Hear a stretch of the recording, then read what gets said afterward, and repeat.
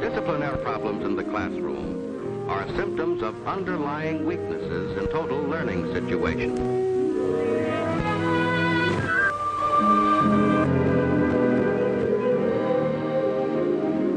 Oh, hurry up, don't take all day.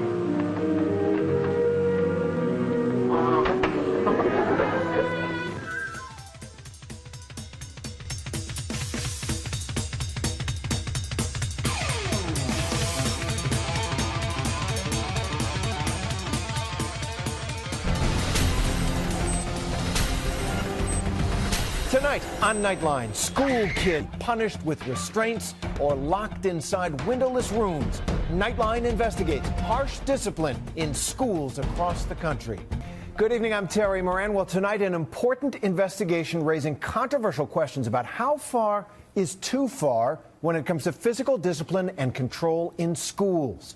For most kids, the worst they've got to fear from unruly behavior in class, it's a trip to the principal's office. But in some schools, students are receiving far more severe treatment, like being locked in windowless cells or stuffed into bags. Controversy in American schools.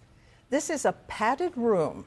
They are called isolation rooms, and they're used to restrain some children. Shocking cases like this one have been reported to Congress of special needs children under restraint getting hurt and even killed.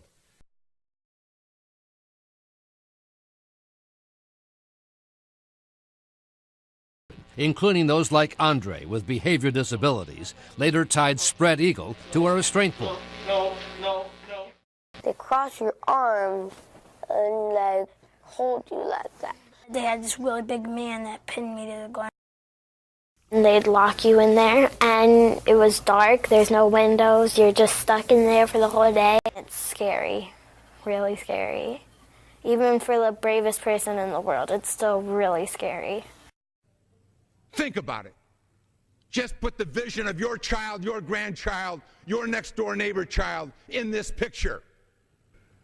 These are 4 and 5 and 6-year-old kids. None of us would stand for this with our children or our grandchildren. Not for a minute. But you know that many of these parents are never notified that this is happening to their children. Think about it.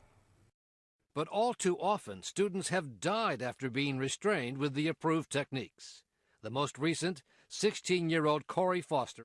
A surveillance tape shows the young man as he apparently refused to stop playing basketball. And then, says his mother, Sheila Foster, they forced him to the ground. There was nothing therapeutic about that.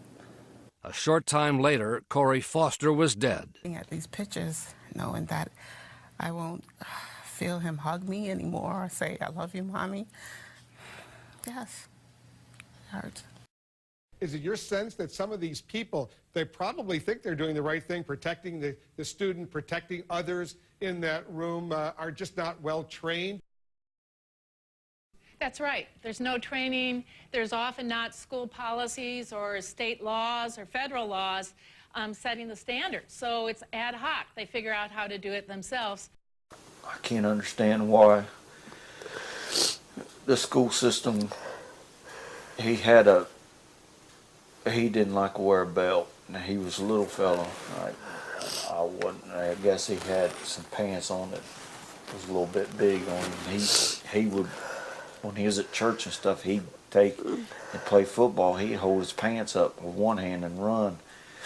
But I don't understand why the school system give him a real long rope to hold his pants up, and then when they send him to that timeout room, they take her, they call it seclusion room, I guess.